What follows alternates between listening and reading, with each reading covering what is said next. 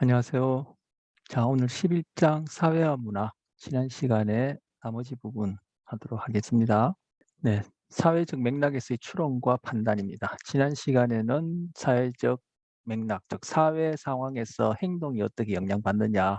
오늘은 사회적 상황을 어떻게 내가 추론하고 판단하느냐, 인지 과정과 관련된다 이렇게 볼 수 있는데 우리 앞서 인지, 정서 이런 관계를 얘기를 했지만 인지하고 정서는 같이 떼어놓고 생각할 수 없다. 그리고 정서에 의해서 인지의 내용이 어 상당히 영향을 크게 받는다. 이런 얘기를 했었습니다.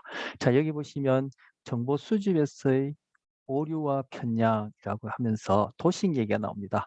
여기 제가 참고로 336쪽 이렇게 표시해 놨는데 336쪽 보시면 336쪽이 뭐에 관한 얘기냐면은 발달 중에 인지 발달해서 피아제 이론을 얘기하는 부분입니다.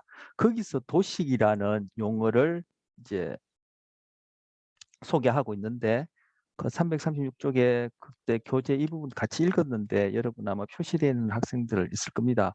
그 336쪽에 마지막 단락이 되겠죠. 피아제의 4단계 중 첫째는 감각운동기라고 얘기 나오고 거기에서 하나, 둘, 셋, 네 번째 줄에 보시면 도식, 스키마를 구성하기 시작한다. 여기서 도식은 세상에 대한 자신이 해석한 또는 지각한 기초적인 지식 또는 이론이다. 이렇게 생각하면 된다고 했습니다. 제가 그래서 그때 세상을 이해하는 그리고 나 자신을 타인을 이해하는 하나의 이론이다 해서 제가 이 도식을 이론이라고 그러니까 우리가 각자가 갖고 있는 그런 주관적 이론이다 이렇게 생각하면 된다고 해서 제가 이론 이런 얘기를 말했고 그러면서 저희들이 2장에서 과학과 관련해서 과학적인 이론이라는 것도 결국 이 도식과 본질적으로 다르지 않게 그다음 줄에 나오는 어떤 일을 한다? 예측하고 통제한다. 거기에 사용할 수 있고 거기에 사용할 수 있기 때문에 이 도식이 유용하다라고 그렇게 얘기를 했습니다. 자, 그다음 줄 읽어보면요. 요게 마지막 단락이 되네요. 제가 표시를 해놓은 바람에 이게 단락 표시가 지금 눈에 안 보였는데 어쨌든 끝에서 하나, 둘, 셋, 네 번째 줄 336쪽에 이론을 갖는 것의 중요한 장점은 새로운 상황에서 일어날 일을 예측하고 거기에 맞게끔 내가 적응적인 행동을 할 수 있고 즉 판단, 결정하고 그럼으로써 그 결과를 나에게 유리하게끔 통제하는 데 그것을 사용할 수 있다. 반드시 그렇다는 얘기는 아니죠. 여기도 제목에도 나와 있듯이 그것들이 오류를 지니기도 하니까. 그래서 여기 도식의 속성이라고 나옵니다. 보면 첫째 도식은 기억 및 인출을 용이하게 한다. 그리고 도식은 정보 처리의 시간을 단축시킨다. 지금 금방 읽었던 그런 문장에는 지금 1, 2번에 관한 얘기가 안 나오지만 결국 여기서는 정보 처리, 달리하면 해석, 지각을 통해서 예측 통제에 유용하게 쓸 수 있는 것이 도식이라고 우리가 그런 상정한 가정하는 하나의 추상적인 그런 개념인데 결국 이것이 기억 인출을 용이하게 한다 또는 정보 처리에 드는 시간을 줄인다는 얘기가 이게 다 함축된 얘기죠. 그리고 셋째 도식은 바로 도식 사용자와 관련된 정서를 포함한다. 제가 앞서 정서 얘기 하는 것 여기 세 번째 얘기를 하고 있습니다. 그래서 이러한 도식을 가진다는 것은 나 나름대로 세상을 이해하는 그러한 이론을 가진다는 것은 많은 정보를 빠르게 효율적으로 처리해 준다. 금방 했던 얘기죠. 그리고 사회생활에서 복잡한 사회생활에서 내가 적응적인 행동을 하고 이렇게 추론 판단하는 데 도움이 되기 때문에 쓴다. 하지만 그 도식이 또는 그 이론이 항상 정확하거나 합리적인 것은 아니다. 그것이 부정확하고 불합리한 비합리적이라고 여기시는 부분은 바로 정서적 속성 때문이다. 이렇게 얘기할 수 있어요. 그게 왜 그런지 얘기를 하려면 이제 정서에 대한 얘기를 많이 깊이 해야 되는데 제가 그 결론만 간단히 언급하고 넘어가겠습니다. 그 앞서 봤던 우리 그 사회적 맥락에서의 그런 동종이 복종이니 해서 살펴봤던 그런 현상들이 결국은 인간이 보여주는 그런 합리적이지 않은 그러한 행동인데 그런 행동이 나오는 과정도 결국 여기서 얘기하는 이러한 추론 판단이라는 그런 과정을 통해서 그런 행동들이 이제 겉으로 출현하게 되는데 왜 그러한 합리적이지 못한 행동이 나타나느냐? 그것이 바로 우리는 정서, 즉 상황에 따라 시시각각 변화하는 우리의 신체 상태를 근거로 우리는 인지가 영향받고 또 행동이 결정되기 때문에 그렇다라고 그렇게 얘기할 수 있고, 그래서 제가 정서가 이제 결정적인 영향을 준다는 얘기를 했던 것입니다. 또한 이러한 도식은 고정관념과 편견을 형성한다. 그래서 우리가 특정 고정관념, 편견, 이 보통 고정관념, 편견은 우리는 부정적인 의미로 쓰이지만 그러한 어떤 긍정적, 부정적 그런 의미를 제외하고 내가 어떤 고정관념을 갖고 있다, 편견을 갖고 있다. 그런데 그것이 실제 내가 맞닥뜨리는 사회생활에서 그것이 맞다라고 여기지면, 그것이 정확하다라고 여겨진다면은, 아니면 정확하다면은 나에게는 굉장히 정보 처리 측면에서 그걸 통해서 추론 판단하고 행동하는 측면에서는 굉장히 유리한 그러한 도식 하나 이론이 되는 거죠.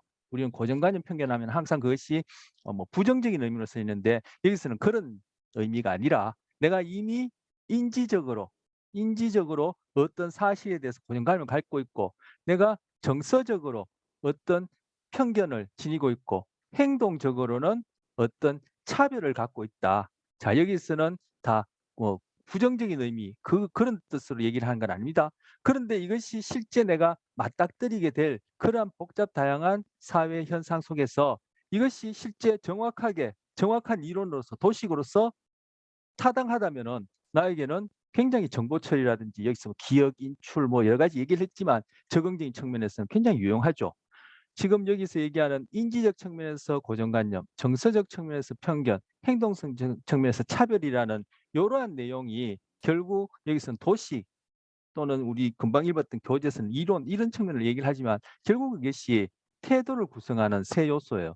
태도를 구성하는 세 요소, 인지, 정서, 행동이 있는데, 태도의 인지적인 측면은 고정관념이라 부르고, 태도의 정서적인 측면은 편견이라 부르고, 태도의 행동적인 측면은 차별이라 부르죠. 근데 우리가 일상적으로 이 용어를 쓸 때는 항상 부정적인 측면, 합리적이지 못한 측면을 일컫는데, 제가 조금 전에 말씀드린 것 그런 경우에는 그것이 뭐 합리적이다, 합리적이지 않다, 또는 부정적이다, 긍정적이다, 이런 의미를 떠나서 이러한 도식 이론을 갖고 있음으로써 어떠한 그런 측면에서의 그런 효율성이 있는지를 제가 얘기를 한 겁니다. 자, 이와 관련해서 확정적 가설 검증이라는 게 있습니다. 내가 어떤 도식을 갖고 있는데, 예, 사회생활에서 일종의 이론 역할을 한다. 금방 했던 얘기고요. 이런 이론이 있다면은 우리는 그 이론에 맞는 정보를 수집하려는 그런 경향성이 있다라는 거. 예, 그 이론에 맞는 정보를 수집하는 경향성이 있다.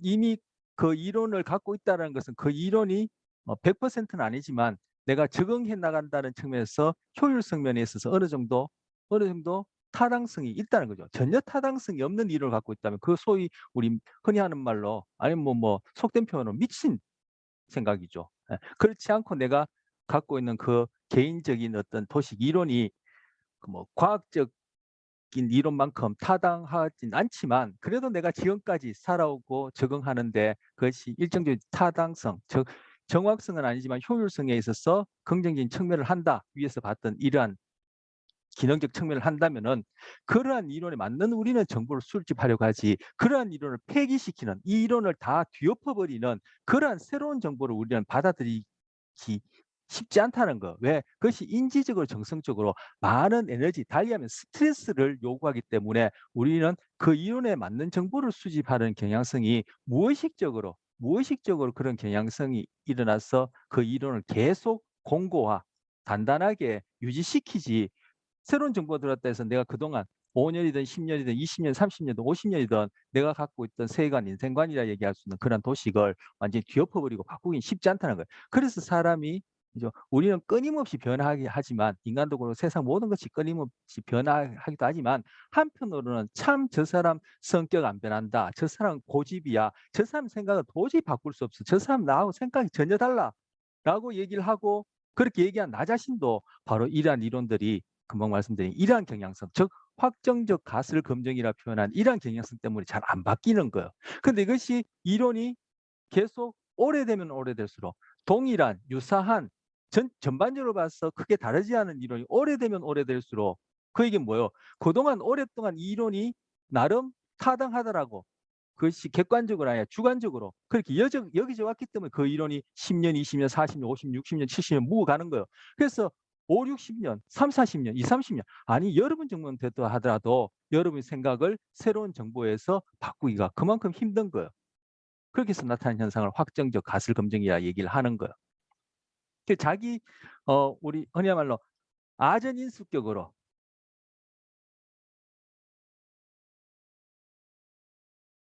그죠? 아전인수격으로 자기 유리한 대로 그렇게 정보를 수집한다는 거죠. 그래서 이러한 오류, 여기서 얘기하는 오류, 이런 편향을 벗어나기 위해서 하는 것이 공부다. 이렇게도 얘기를 할 수 있는 거예요. 공부의 목적이란 것이. 내가 알고 있는 그런 좁은 나로부터 벗어난다.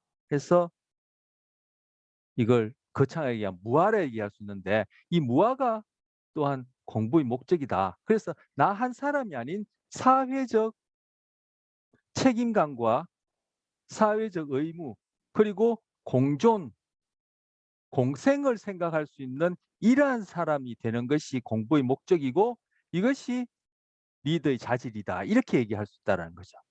공부를 통해서. 그래서 우리 흔히 뭐 성인이다, 그런 뭐 위인이다 얘기하는 사람들은 다 이런 특성들을 지닌 거죠. 자, 그다음 자기 실현적이요. 요건 지금 확정적 가설 검증과 이어진 얘기예요. 확정적 가설 검증을 함으로써 그 결과가 뭐냐면은 결국 자기 입맛에 맞는, 자기 이론에 맞는 그러한 자기 도식에 맞는 그러한 일들이 계속 일어나더라는 거예요.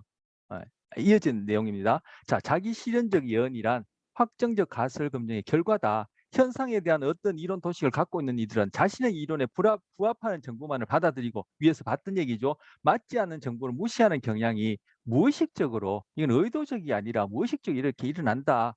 결국에는 자기 이론이 맞다라는 결론을 내리고 맞잖아. 내 생각이 맞잖아. 그 생각이 10년, 20년, 40년, 50년, 60년, 70년 이어지면은 나중에 말 그대로 뭐 꼰대라는 표현이 그런 경우에 쓰는지 모르겠지만 그 나이가 많아서 자기 생각을 전혀 굽히지 못하고 남의 얘기는 다 틀렸다고 생각하고 그것이 소위 부정적인 의미로 고정관념, 편견, 차별이 되어서 그런 갈등을 일으킬 수도 있고 그것이 결국 합리적이 못한 그러한 생각과 행동의 원인이라고 생각할 수 있는 그런 상태가 될 수 있다는 거. 그게 바로 자기 실현적 예언이에요. 사람들은 환경과 사회 속에서 안정적으로 생각하기 위해 기본적으로 통제감을 가지잖아. 자, 안정적 얘기했어. 그죠? 내가 어떤 도식 이론 갖고 있고 거기에 따라 이 세상이 예측되어지고 통제되어진다면 우리는 심리적으로 안정감을 느껴. 그렇지 못할 때 우리는 고통스러워하고 분노를 느끼고 무력감을 느끼고 우울해져요. 근데 이것들을 피하기 위해서 우리는 안정적으로 생활하기에 어떤 도식을 가지는데 그 도식을 가짐으로써 금방 우리 뭐 세상을 예측하고 통제할 수 있다. 즉 통제감을 가진다는 거예요. 하지만 이 통제감이 정말 진짜냐? 제가 통제감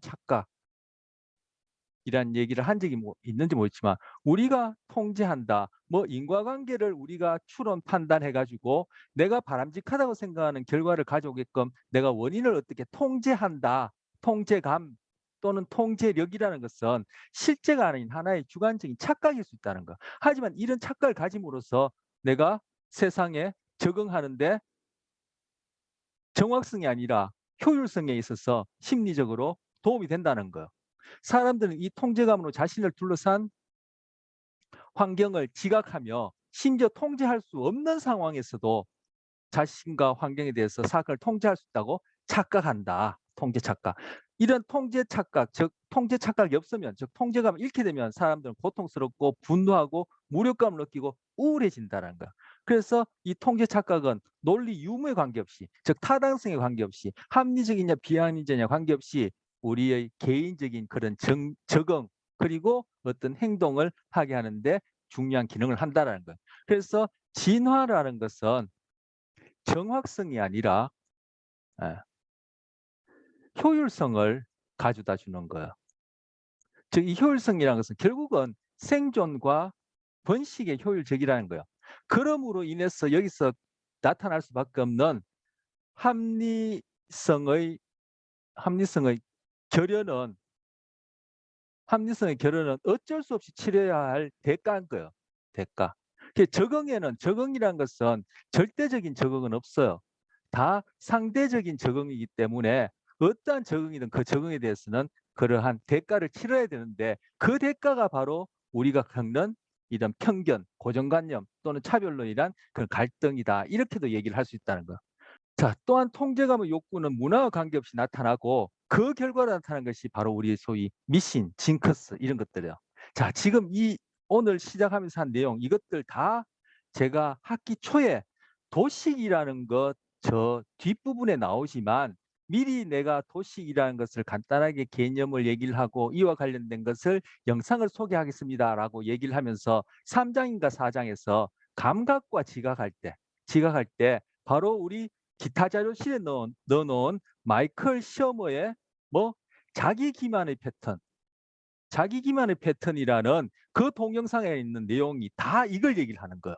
그래서 제가 일찌감치 그때 보게 그렇게 보시라고 했는데 바로 자기 기만의 패턴에서 얘기하는 것들이 바로 자기 실현적 예언 그리고 확정적 가설 검증 이 얘기를 거기서는 이런 용어를 쓰지 않고 뭐 패턴성, 패터니스티 또는 그런 그 행위자 이론해서 에이전티스티 이런 식으로 얘기를 하면서 거기서 뭐요 미신, 뭐 종교, 징크스 이런 것들을 좀 얘기를 했죠.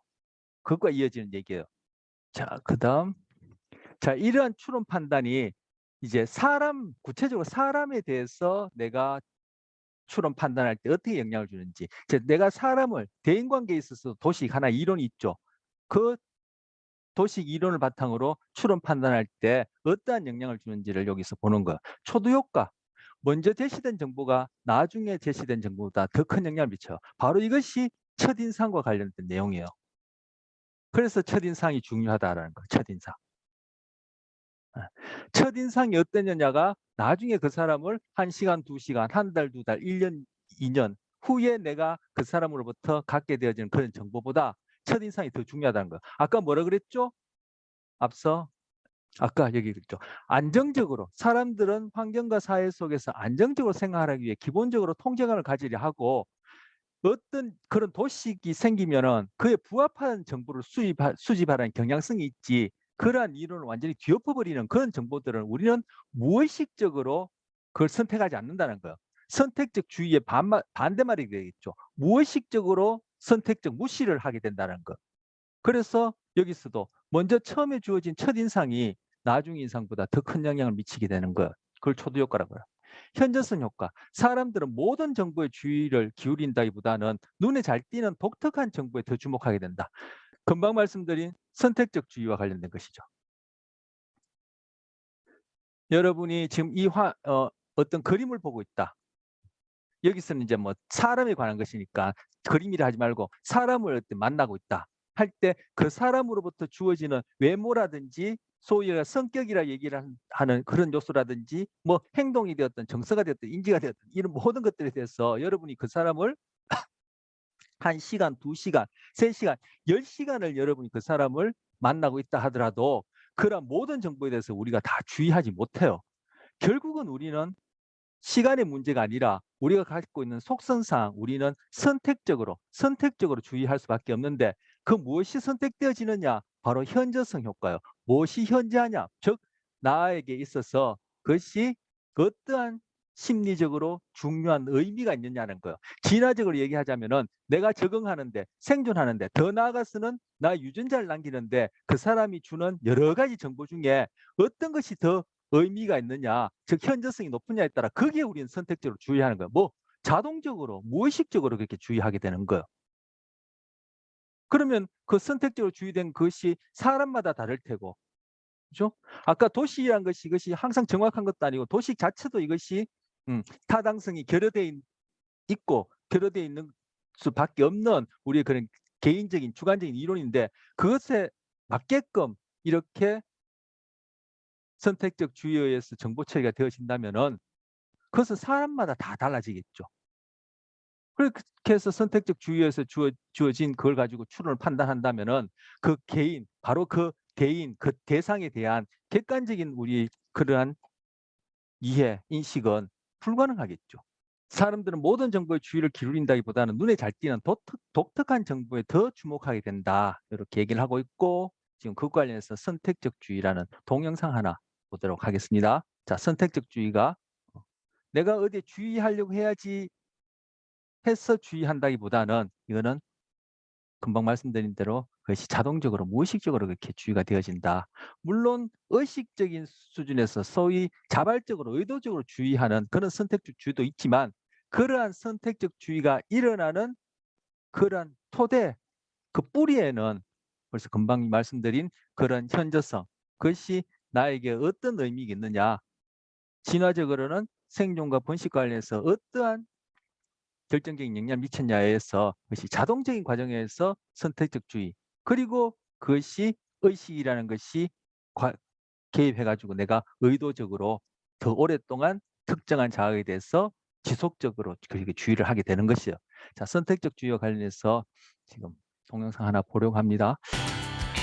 To show you just how much your highly skilled adult brains can miss, we set up a few hidden cameras on this busy boardwalk and asked a few actors to play along. One asks beachgoers for directions. Sir, do you know where the metro stop is? What is it? The metro stop. I've been looking for it and I can't find it. I'm not from around here. I keep looking for it everywhere I go. After one of our actors asks for directions, surf's up. We switch out the actor. Do you think our beachgoers will even notice? How will they respond if they do notice? You see that guy in the red truck? Yeah, See I them do. guys? Yeah. They'll direct you right away to the train station. Oh, they will. Construction site over there. Right. It's aquarium. Okay. To the left. To the left. If it seems like these beachgoers don't see the change, Down here. It's going down that way. they don't. Excuse me, do you know where the train is? Of course, not everyone fell for it. How many blocks is it? Because I'm not from around here. I'm kind of lost. I don't really know the neighborhood that well. Is the train which direction? Which direction? You give me directions for the train? Yeah, wasn't it? But if you think this game works because Bearded Guy 1 looks a bit like Bearded Guy 2, let's try the switch with a not at all bearded woman. Can I ask you a question? Do you know where You the... better make it simple. I'm trying to find the What's the metro. map? The what? The metro. That's a newspaper. Is it? In Yeah, England? it's a daily newspaper, yeah. Did you notice that they switched? You didn't say anything. No! Wow, what's this all about? What's going on is something called change blindness. Your brain's mission isn't necessarily to make an accurate picture of the world for you, but a useful one. And in this situation, the most useful thing is giving accurate directions, even if your eyes missed the person you're giving them to.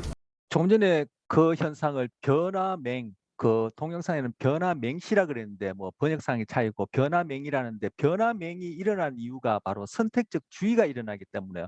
모든 것에 대해서 우리가 다 그렇게 주의를 할 수 없기 때문에 변화맹이라는 현상이 일어나는데 그 동영상에서 그런 번역상에 보면은 유용한 정보에 우리는 관심을 가지지 정확성을 그렇게 우리가 정확하게 그런 정보를 처리하지 않는다. 그런 문구가 나와요. 여러분 뭐 보셨는지 모르겠지만 뭐 기회 되면 다시 한번 보시고 어쨌든 유용한 정보라는 게 여기서 바로 현저성을 얘기하는 거죠. 뭐가 유용하냐는 거예요. 지금 그 상황에서. 그런 현저성에서 우리는 선택이 자동적으로 주어진다. 뭐 그렇게 생각할 수 있겠습니다. 자, 아까 그 진화를 얘기하면서 정확성, 효율성 얘기했는데 동영상에서는 유용성과 정확성 이렇게 얘기를 했던 것 같아요. 그거 대응해서 생각해 볼 수 있고요. 그다음에 후광 효과, 어떤 하나의 특징이 좋게 평가되면 다른 특징 또한 좋게 평가되는 거예요. 자, 대표적인 후광 효과 예로 외모라는 게 있어요. 외모. 외모가 뭐 좋다, 출중하다 이렇게 되면은 성격도 좋으리라 이렇게 생각하는 것. 그리고 사회 경제적 지위도 높으리라 이렇게 생각하는 것. 그래서 이것이 뭐 우리가 옷 차림새를 잘한다든지 아니면 뭐 소위 좋은 차를 타고 다닌다든지 이런 것들이 또 후광 효과에 영향을 미칠 수 있겠죠. 근데 이것도 후광 효과도 있을 수 있고 이것도 후광 효과도 있을 수 있지만 외모 같은 경우에 가장 대표적인 후광 효과고 요런 것들이 초두 효과로서 이 첫인상에 영향을 미친다. 그렇게 되면 나중에 그 대인 사람으로부터 주어지는 그러한 정보들이 첫인상과 반하더라도 이미 그 사람에 대해서 내가 그 특정한 개인에 대해서 내가 이미 마련한 도식, 즉 이론을 우리는 수정하기보다는 계속 유지한다. 그렇게 함으로써 우리는 통제감을 가지려 한다. 이렇게 되어지는 거. 여러분 그 연애하는 친구들 계십니까? 연애하게 되면은 그죠? 첫인상에 의해서 그리고 이런 후광 효과들에 의해서 그 사람이 먼저 좋다, 예, 좋다라고 내가 그렇게 정서가 달리하면 태도가 태도와 관련해서 정서는 이게 아까 편견이라 얘기했는데 어쨌든 태도의 정서적인 부분이 딱 결정되어지면은 그것이 초두 효과 그리고 후광 효과 그리고 내가 어디에 선택적으로 주의하느냐 나에게 있어서 개인적으로 이제까지 살아오면서 그리고 나의 선천적인 경향성상 나에게 어떠한 정보가 더 유용하고 적응적이냐 이런 것들이 합세돼 가지고 그 사람에게 대해서 좋다라는 이러한 정서가 결정되어지면은 그다음 제 인지적 내용 고정관념들은 다 좋다라는 것에 해당하는 가설 확정적 그리고 자기 예언적 그러한 정보들을 수집하게 돼요. 그러다가 1년, 2년, 한 달, 두 달, 1년, 2년 사귀어 보면은 사람이 별 사람 없다는 얘기들 흔히 하죠. 이 반하는 정보들이 계속 주어져요. 하지만 뭐요? 에이, 아니겠지. 에이, 그 정도는 뭐 누구나 그래. 에이, 그건 고칠 수 있을 거야. 에이, 나도 그런데 하면서 이것들을 무시하게 돼요. 그러다 나중에 결국은 골인하게 되면은 그죠? 내가 이상적인 배우자를 골랐는 줄 알았는데 이상한 사람을 골랐다. 이렇게 되어서 후회하게 되는 거예요. 바로 이러한 개인 지각에서 추론 판단이 갖고 있는 오류 때문에 바로 도식의 성격 때문에 즉 우리가 갖고 있는 그러한 개인적인 심리적 이론 때문에 그래서 객관적인 우리 교재에서는 과학적인 제가 여러분 듣기 싫지만 늘 하는 말로 다양한 관점 거시적이고 통합적인 관점을 가질 수 있는 공부가 그래서 필요하다는 거예요. 바로 대인관계에 있어서도. 자, 귀인이라는 게 있습니다. 자, 여전히 제목은 사회적 맥락에서의 추론과 판단입니다. 귀인 이거 단기 아니라 인과관계를 또는 인과성을 추론하는 거예요. 우리 2장에서 과학적 인과성 추론을 위해서는 실험이라는 것이 필요하다. 상관관계를 가지고는 우리는 인과성을 추론할 수 없다. 이런 거 얘기를 하면서 과학적 심리학이 무엇인지 그걸 통해서 그런 객관적인 타당한 이론을 어떻게 세우는지 그걸 배웠었어요. 그것과 같은 맥락이라고 그렇게 연결해서 생각할 수 있을 텐데 그때는 객관적인 이때는 뭐예요? 지금까지 봤던 그런 도식 이론이 갖고 있는 합리적이지 못한 그런 인과성 추론이에요. 아까 바로 통제 착각과 같은 얘기예요. 통제 착각. 말 그대로 착각인 거죠. 그런 통제 착각에서 나는 뭐요? 어떠한 일이 내가 겪는 사회적 상황에서 일어났을 때 무엇이 원인이고 결과인지를 내가 말 그대로 추론해서 내 나름대로 그 인과성을 밝혀내서 분명히 그것이 정확하지 않은 경우가 있고 적지 않을 텐데 그걸 밝혀내서 내가 예측하고 상황을 통제하고 내 입맛에 맞게끔 그것을 조절하려고 하는 거죠. 자, 귀인은 원인을 찾아 귀속시킨다는 뜻이다. 자신의 주변에서 일어나는 일들이 왜 일어나는지 설명하는데 이 설명이 우리가 2장에서 배웠던 그러한 체계적인 과학적인 설명이 아니라는 거죠. 이제까지 봤듯이. 자, 귀인의 차원에는 원인의 소재, 원인이 내부, 즉 나에게 있느냐 아니면 타인의 경우라면 그 사람 자신에게 있느냐 아니면 외부 상황에 있느냐 날씨 때문이냐 뭐 교통 상황 때문이냐 이렇게 원인을 소재에서 둘 수 있고 안정성 그죠? 나에게 그것이 원인이 있던 아니면 타인의 어떤 내부의 성격이라고 얘기할 수 있는 타인에게 원인이 있던 아니면 외부 상황의 원인이 있던 그것이 일정하게 원인으로서 여겨지는 사건이 일어나느냐 아니면 시기에 따라 상황에 따라 이랬다 저랬다 하느냐 그 통제 가능성 나의 경우든 타인의 경우든 아니면 외부 상황의 경우든 내가 그것을 통제할 수 있냐 말 그대로 그것을 조작할 수 있느냐 얘기하는 거야. 자, 우리 교재에 보시면 463쪽에 예를 간단하게 보죠. 463쪽에 보시면 463쪽에 표 11-1이 지금 여기 옮겨 놓은 거예요. 그래서 귀인을 할 때 우리는 세 가지 차원에서 원인의 소재가 나한테 있느냐 내 밖에 있느냐 아니면 타인의 경우라면 타인에게 있느냐 그 타인이 처한 상황에 있느냐 그리고 그 원인이 일정하냐 아니면 이랬다 저랬다 하느냐 아니면 그 원인을 통제할 수 있는 것이냐 소위 타인이 되었던 내가 되었던 그 원인을 통제할 수 있는 것이냐, 통제 불가능한 것이냐, 이 세 가지에 따라 이렇게 차원을 나누면 한 차원, 두 차원, 세 차원, 그죠? 여기 통제와 관련해서 죄송합니다. 내부냐, 외부냐, 나의 경우든 타인의 경우든 내부냐, 외부냐, 한 차원, 원인이 안정적이냐, 불안정이냐, 두 차원, 그리고 통제성과 관련해서 세 차원이 되는 거죠. 이렇게 해서 하나, 둘, 셋, 넷, 다섯, 여섯, 일곱, 여덟 개의 경우가 있는데 지금 463쪽에 예를 들어 보시면 자, 463쪽 표 바로 밑에 예를 들어 어떤 학생이 시험을 망쳤어요. 이러한 사회적 상황에서 내가 경험한 그것을 추론하고 판단합니다. 물론 이제 통제감 착각인 경우가 적지 않아 있을 테고 나름대로 자기의 이론 도식에 따라 그렇게 원인을 설명함으로써 나는 거기에서 안정감을 느끼고 무력함이나 분노 그리고 우울을 겪지 않을 수 있는 이러한 자기 기만적 그러한 추론, 판단의 패턴성이 있다라는 거예요. 마이클 셔머가 얘기했던 패턴성이라는 용어를 빌어서 얘기를 한 겁니다. 오늘 이 수업하고 또 기회 있으면 마이클 셔머의 그 자기 기만의 패턴 다시 한번 휘릭 한번 보세요. 다 여기 딱 여기서 얘기하는 게 그대로 그게 다 함축되어 있는 동영상이에요. 자, 예를 들어 어떤 학생이 시험을 망친 이유를 교수님의 깐깐한 성격 때문에 난 시험 망쳤다 이렇게 얘기하는 거예요.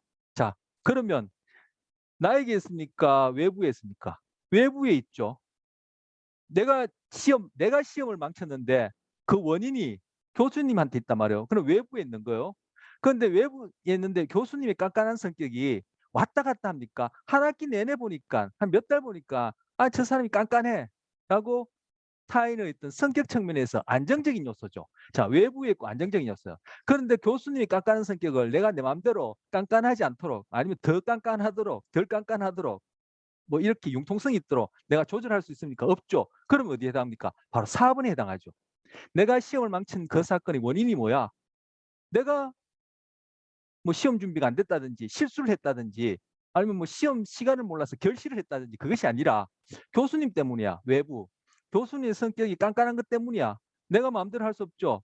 이 여기에 해당해요. 그런데 교수님의 깐깐한 성격은 그날따라 그 시험 시간에만 그런 것이 아니라 한 학기 내내 그 사람은 그렇다고 소문났더라 이렇게 되면은 바로 이 4번에 해당하는 것이죠. 이런 식으로 우리는 이 표를 두고 지금 제가 여러분에 설명하듯이 이렇게 따지듯이 하는 것이 아니라 자동적으로 무의식적으로 이러한 균이 축축축축 일어난다는 거예요. 이 세 차원에서. 부지불식간에 일어나는 거지. 이걸 뭐 제가 지금 여러분한테 설명하는 식으로 이렇게 체계적으로 이렇게 여러분 하지 않습니다. 만약에 이렇게 한다면 우리는 굉장히 적응성이 떨어지죠. 그 마이클 셔머의 동영상을 제가 오늘 많이 인용하게 되는데 거기서는 다른 동물들도 패턴 성인이 에이전티스틴이 마이클 셔머가 그렇게 도입한 개념에 따라 그렇게 생존과 번식을 하는데 우리는 이러한 귀인에 의해서 적응하는데 이것을 제가 여러분한테 설명하듯이 이렇게 시간을 들여서 이렇게 공을 들여서 체계적으로 한다면은 우리는 그죠 암이 도태되고 없겠죠. 이러한 귀인이 자동적으로 부지불식간에 순간적으로 일어난다는 거. 자, 또 하나 예를 들면 그 교재에 보면은 전날 밤에 갑자기 배탈이 나서 내가 시험을 망쳤다. 자, 시험을 망쳤다는 상황에 대해서 그죠? 전날 밤에 갑자기 배탈이 났다면 어떻게 됩니까? 나한테 있는 거죠. 그런데 그것이 배탈이 항상 일어나는 것이 아니라 그날 공교롭게 일어나기 때문에 불안정한 거죠. 이랬다 저랬다 하는 거죠. 그런데 그 배탈 나는 건 제 마음대로 일어나게도 할 수 있고 안 일어나게 할 수 있습니까? 아니죠. 통제 불가능성이죠. 그래서 이 6번이 해당한다는 거예요.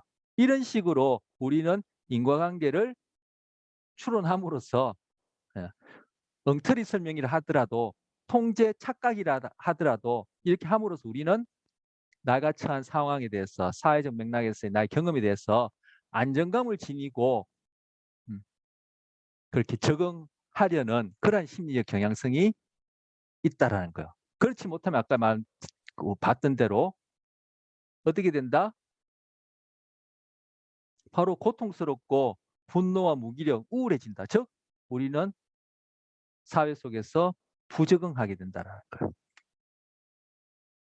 진화심리학적 얘기하자면 우리는 완전한 것이 아니라 결국은 생존과 번식에 유용하다면, 유리하다면, 효율적이라면 그런 식으로 추론하고 판단하고 느끼고 행동하는 그런 경향성이 우리한테는 있다라는 거예요. 다른 동물뿐만 아니라. 그래서 마이클 셔머의 동영상에서도 그렇고 여기에서도 우리에게는 그런 미신, 그런 징크스 이런 것들이 우리에게는 있을 수밖에 없다는 거예요. 다른 동물에도 미신에 해당하는 행동들이 있습니다. 제가 소개해드릴 기회는 뭐 우리 지금 물리적 한계 때문에 없고 그런 종류의 것들을 충분히 찾아볼 수 있고 마이클 셔머의 그 예로 풀숲에서 부스럭 소리가 났을 때 인간뿐만 아니라 다른 동물들이 어떻게 행동하는지 바로 그것이 지금 여기서 얘기한 그 내용들을 다 설명하고 있는 함축하고 있는 그런 예가 되는 겁니다. 자, 우리는 이런 귀인을 할 때 편향, 즉 오류로서 편향, 바이어스가 있다. 귀인 편향에는 근본적 귀인 오류가 있고 자기 고향적 귀인 오류가 있다는 거. 이거 463쪽 교재 그대로 표 밑에 나오는 얘기입니다. 근본적으로 우리는 이러한 오류를 가지고 귀인 편향에서 오류를 가질 수밖에 없는데 뭐냐면은 타인의 경우에는 그 원인이 외부에 있기보다는 그 타인의 내부에 있고 그것이 통제 불가능한 것이 아니라 안정적으로 나타나는 타인의 성격이나 동기 뭐 이런 것에 있다라고 이렇게 근본적 귀인 오류를 하게 돼요. 자, 그 부분 제가 휘리릭 읽어보면 사람들은 어떠한 사건이 상황 때문에 일어났을 가능성이 크더라도 행위자의 내적 속성 때문에 일어났다고 생각하는 경향을 보인다. 이러한 경향은 사실 유무와 관계없다라는 거예요. 집요하게 나타난다는 거예요. 그래서 이것을 근본 귀인 오류라고 부른다. 왜 이런 근본 귀인 오류가 나타나냐 하면은 사람들은 모든 사건들을 금방 제가 여러분한테 이거 설명했듯이 논리적으로 이거 다 따지는 게 아니라는 거예요. 그리고 아까 선택적 주의 때문에 이거 다 우리는 주의도 할 수 없어요. 그래서 정확하진 않지만 두리뭉실하고 나에게 통제감 착각을 통해서 심리적인 안정감을 가져다 주는 도식 이론화에서 이렇게 근본 귀인 오류하는 거예요. 내가 시험을 못 본 것이 아니라 A라는 학생이 시험을 못 봤다면 네가 그 공부를 안 했거나 네가 실력이 없어서 그렇지. 이런 식으로 타인의 경우에는 그 행위자에다가 그 행위자의 내부 그리고 그 행위자가 갖고 있는 이제까지 살아온 방식, 뭐 우리 흔히 얘기하는 성격 그리고 그것은 변하지 않고 안정적이다. 그 사람은 다음에도 또 시험을 망칠 거야. 이런 식으로 우리는 근본기 노력한다는 거예요. 그런데 자기가 시험 망치면 교수님 때문이고 배가 아파서 그렇고 시험 문제가 어려워서 그렇고 이런 식으로 귀인한다는 거. 그것이 바로 자기 고향적 귀인이에요. 자기 고향적 귀인.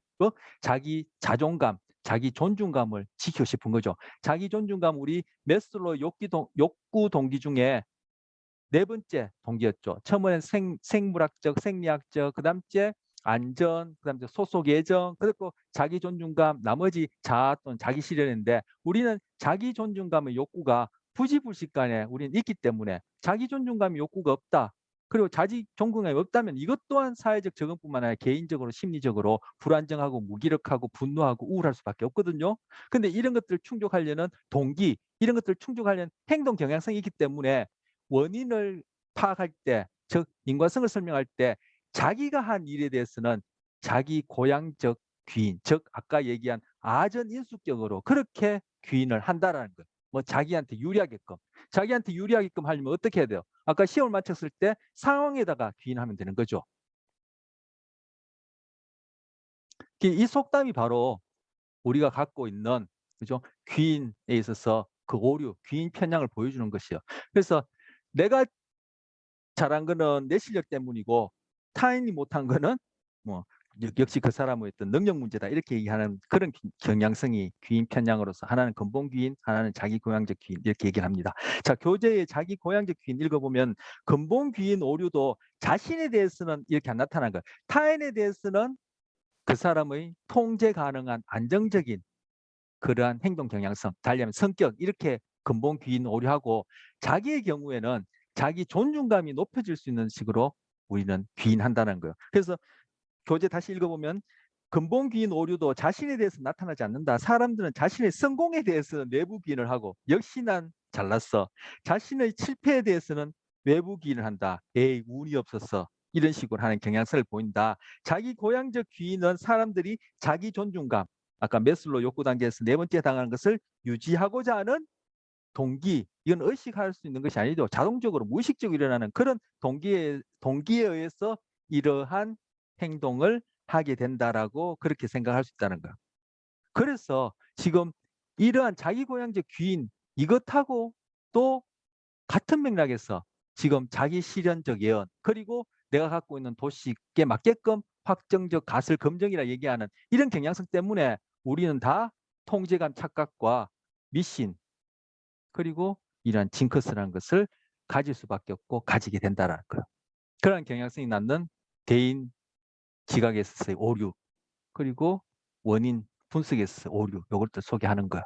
자, 문화와 기인, 개인주의 문화, 그리고 집단주의 문화에서도 귀인의 차이가 있습니다. 우리 한국 같은 경우에는 뭐 집단주의 문화의 경향성이 상대적으로 높고, 대표적으로 뭐 미국을 보자면은 미국은 개인주의 문화의 경향성이 높다 이렇게 볼 수 있겠죠. 자, 이것도 그 밑에 읽어보면은 문화는 귀인 양상에 많은 영향을 미친다. 문화라는 것이 결국 우리의 어떤 사회적 상황이 되는 것이죠. 그래서 우리는 사회적 동물이고 우리가 지금 배우고 있는 것이 지금 사회 심리학을 배우고 있기 때문에 문화로부터 우리의 영향을 받지 않을 수 없고 우리의 행동이 또 결국은 문화를 형성하는 것이죠. 그 지역, 시대, 그 살고 있는 특성, 즉 결국은 어떻게 먹고 생존하고 자녀를 낳아서 기르느냐라는 이러한 환경상의 문제가 우리에게 적응적인 행동 양식을 낳고 이것들이 시대 문화에 따라 일정 동안 지속되면 그걸 우리가 문화라 부르는 거예요. 근데 우리는 집단주의 문화가 상대적으로, 그리고 미국은 개인주의 문화가 상대적으로 강하다 이렇게 볼 수 있겠죠. 요즘은 세계화가 되어서 이것도 예전보다는 많이 흐려졌어요. 그리고 여러분 세대하고 저 세대하고 또 저희 부모님 세대하고는 또 이런 측면에서는 차이가 있겠죠. 자, 문화는 귀인 양상에 많은 영향을 미친다. 범죄의 원인을 설명하는 경우에 개인주의 문화권의 사람들은 범죄자의 내적 속성을 중요한다. 왜? 그 개인에게 중심을 두니까. 하지만 집단주의 문화권 사람들은 그 범죄를 저지를 수밖에 없다는 상황에다가 귀인하는 경향성이 있다는 거예요. 상대적으로 개인주의 문화는 말 그대로 개인주의니까 개인을 중심으로 생각하는 것이고, 집단주의는 한 개인을 보는 것이 아니라 그 개인이 소속된 집단 전체를 하나의 유기체처럼 여기지니까 지금 범죄의 경우에 그렇게 귀인하는 경향성이 상대적으로 차이가 있더라는 연구 결과를 보이고, 성공과 실패의 귀인에 있어서도 문화적 차이가 있다는 거예요. 미국인 개인주의가 되겠죠. 일본인 집단주의가 될 텐데 미국인과 일본인을 대상으로 한 연구에서 미국인은 성공을 자신의 능력 때문으로 귀인하고 개인주의니까, 그죠? 내가 잘나서 된 것이지 뭐 내 주위 상황 때문에 내가 덕을 본 거야 이렇게 생각하지 않는다는 거죠. 그런데 일본인들은 내가 잘났기보다는 운이 좋아서 그랬다라고 그렇게 귀인하는 경향성이 높다라는 거예요. 성공한 경우에. 그런데 실패한 경우에 보면은 개인주의 문화권에서는 상황이 안 좋았어. 재수가 없었어. 운이 안 좋았어. 뭐 그 사람들이 재수, 운 이런 표현을 쓰는지 그런 개념이 있는지 모르겠지만 뭐 그렇게 귀인하는 경우가 있고, 집단주의 문화에서는 내가 부족해서 그랬어. 이렇게 생각하는 경향성이 있어. 자, 지금 얘기하는 부분은 464쪽에 있는 것입니다. 교재 같이 보세요. 왜 실패의 경우에 이렇게 생각하냐면은 이 개인주의 문화와 집단주의 문화 사이에 자기 존중감이 달라요. 매슬로우의 아까 자기 존중감에 대해서 소위 집단주의, 동양, 개인주의, 서양이라고 구별하는 그 구별도 좀 애매하고 칼로 모자듯이 딱 구별되는 것은 아닌데, 어쨌든 이 자기 존중감을 조사해 보니까 서양인들은 개인주의 문화에서는 자기 존중감이 높은데 집단주의 문화에서는 개인 존중감이 낮더라는 거예요. 그런데 알고 보니까 이것이 설문지, 즉 연구 방법 자체가 잘못됐다는 거예요. 왜?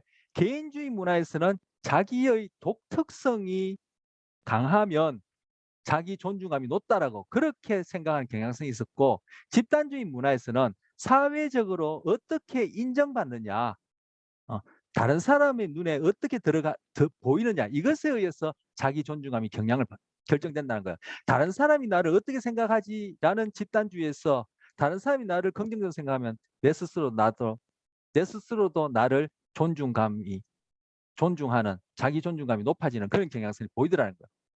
바로 이런 것과 관련해서 실패했을 때는 어떻게 해요? 개인주의 문화에서는 자기 존중감을 유지하기 위해서 상황에, 그리고 집단주의 문화에서는 사회적 인정과 관련되기 때문에 실패했을 때는 자기의 노력 부족으로 이렇게 귀인하는 경향성이 있다, 이렇게 볼 수 있어요.